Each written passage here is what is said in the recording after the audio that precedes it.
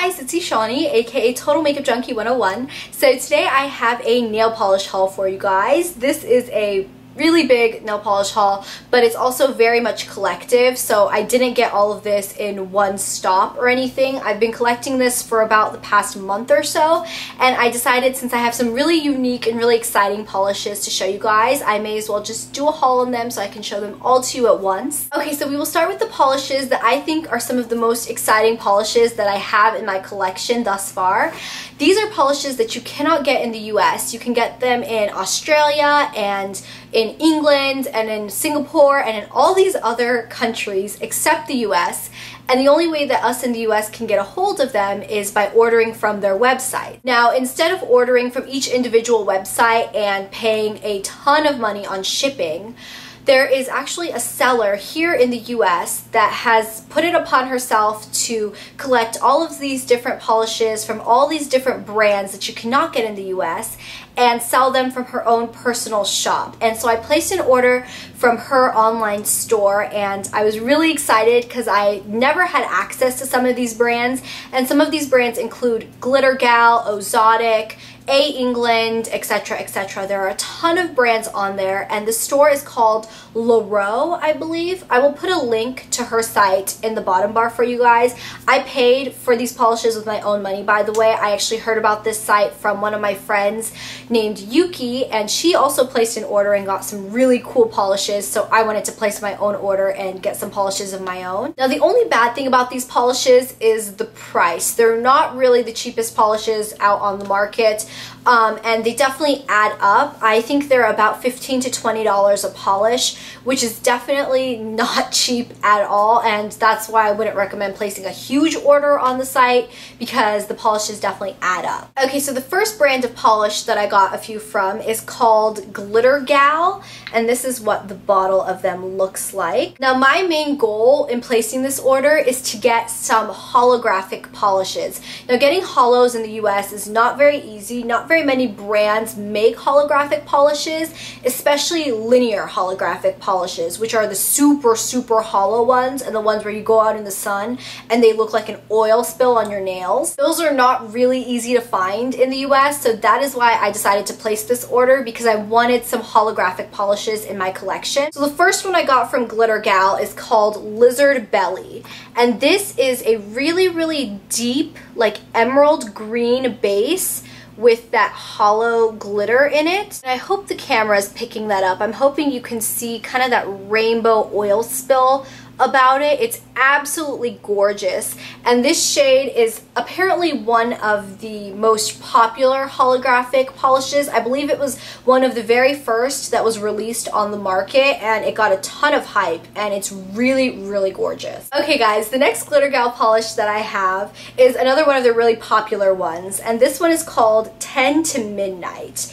And this is kind of a charcoaly grayish brown base, also with that holographic glitter in it. Okay, and the last Glitter Gal polish that I got is called Turbulence. And this one is a silver hollow. Now, I have been looking for the perfect silver holographic polish for a while now. I know that Enfuo number 61, I want to say. Ooh, I could be wrong on that. I think it's 61, is like the most amazing silver hollow in the world, and everybody says that you need to own it.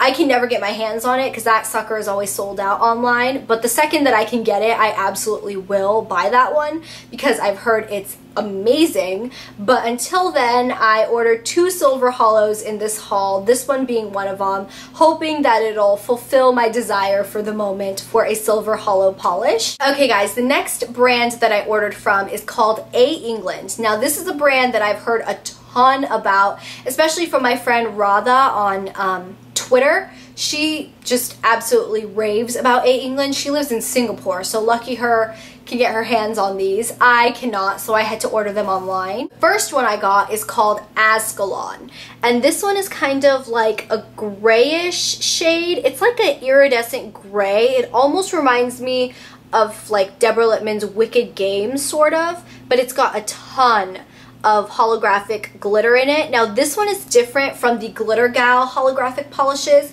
because this holo in it is not linear. It's just like specks of holographic glitter all over the place. It's not like an oil spill of a rainbow. The next A. England polish I got is called Lady of the Lake. And this one is a really pretty like periwinkle purple shade. It's like a royally purple, and it's also got that hollow glitter throughout it. The next A. England polish I got is called Dragon. And this one is like an emeraldy green, but it's not super emerald. It's got a little bit of a yellow tone to it, so it almost gives it like this olivey kind of color.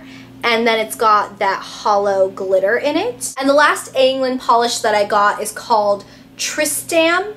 And this one is like a royal blue shade, and it's got a little bit of a hint of purple in it. And then it's also got a ton of that hollow glitter in it. Okay, then I got quite a few Ozotic polishes, and I believe Ozotic polishes come from Australia.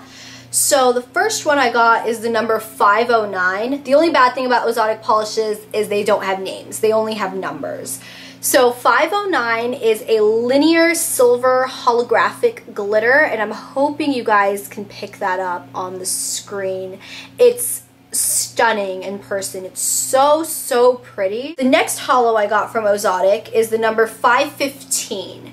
And this one is like a light blue linear holo, and I'm not sure if the camera is picking this one up as well as I would like. It's really cool, especially out in the sun. It's got like this intense, just like oil spill rainbow on it. The other holo I got from Ozotic is the number 513, and this one is like a fuchsia berry shade with also a linear holo to it. It's really pretty. The next Ozotic polish I got is the number 534, and this is one of their it's like a changing like duochrome polish, but it has holographic linear bits in it, so it's really cool.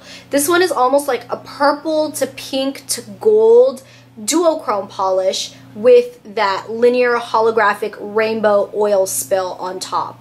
It's one of the most unique polishes I own in my collection. It's really cool. The next two Ozotic polishes I got are not holographic, but they are actually duochrome glitters. Now that is something that I've never seen before, and I was really intrigued about them.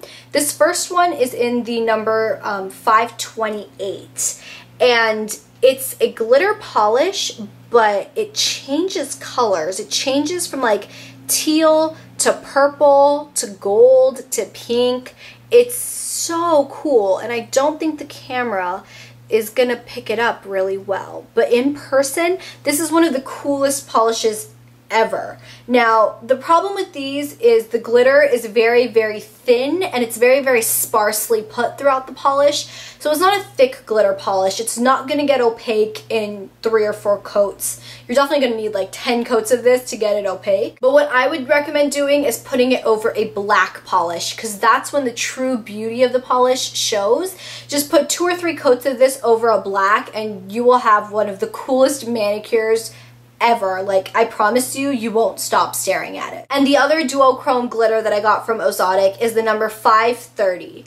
And this one is one that changes from like a red to an orange to a yellow and slightly to a pink. It's almost like a sunset in a bottle is basically what I would describe it as.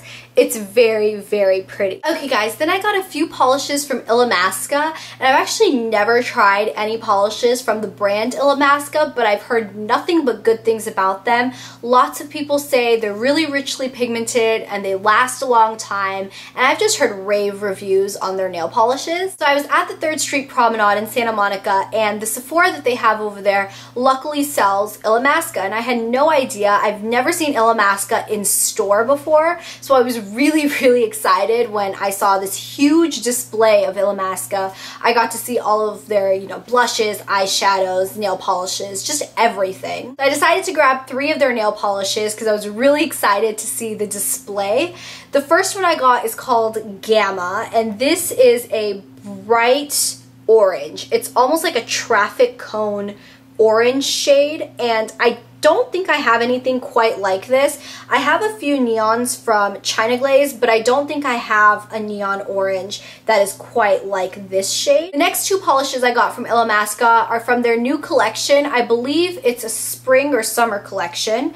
The first one is called Nomad, and this is a really pretty like jade green shade. It's like the perfect jade green. I heard it's very similar to MAC's Peppermint Patty. I know I have some polishes that are similar to this, like Essie's Mint Candy Apple and stuff like that, but I don't think I have anything quite this bright of a jade green, and I absolutely love this shade. And the last Illamasqua polish I got is called Stance, and this is a really pretty fuchsia purple shade.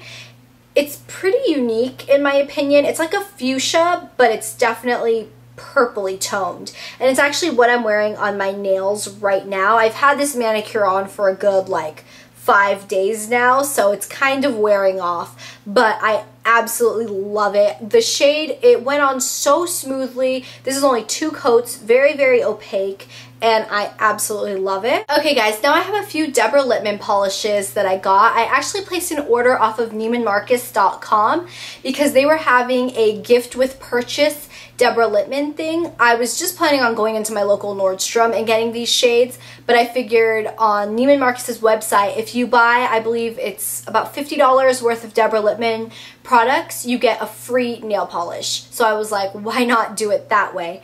So the first polish I bought is called Private Dancer, and this is from her new Mirrored Chrome collection or something like that. It's like a duochrome. It's purple, but it flashes like a goldy greenish shade. It's really pretty.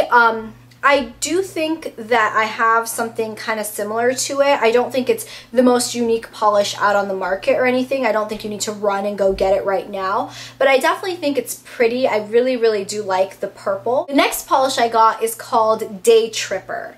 And this I actually got only because of Ingrid, or Miss Glamorazzi here on YouTube. She mentioned it in her spring summer nail polish picks video, and I fell in love with it. It's a really pretty bright coral shade. That's all I can say. It's the perfect coral. It's got just the right amount of orange and just the right amount of pink. So I absolutely love this coral. And the last Deborah Lippmann polish that I bought is called I Know What Boys Like. And this one is like a periwinkle blue, but it's darker than like a traditional pastel periwinkle, but it's definitely got the right amount of purple to blue ratio in it. I think it's one of the prettiest polishes I've seen. Okay, and then the free gift with purchase nail polish that you get for buying, I believe, $50 worth of Deborah Lippmann is the polish in I'm Not Innocent. And this is a really, really pretty nude shade. I actually really like it. I think it looked really, really nice on lighter skin tones, but I definitely think it's a good, universally flattering, neutral shade. Okay, and the last few polishes I got are from the OPI Spider-Man collection. Now, OPI always does these collaborative collections with different movies. They've done one for Pirates of the Caribbean in the past, and they also do some with celebrities like Nicki Minaj and Katy Perry. So they decided to team up with the new Spider-Man movie that's coming out soon and release a collection of, I believe, 6 or 7 polishes.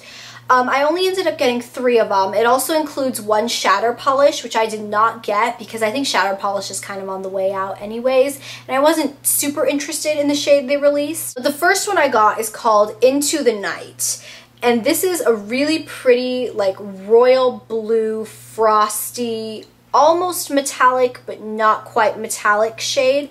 It's really, really pretty. I think this would be a gorgeous fall shade. I don't know whether I would wear it so much in spring and summer, but it's definitely a really pretty fall and winter shade. Okay, and the other 2 polishes that I got from the OPI Spider-Man collection are the 2 that they released that are Chanel dupes. Now, if you guys remember, the Chanel Fall 2011 collection included 2 polishes that were really, really hyped up. One was Peridot and the other one was Graphite.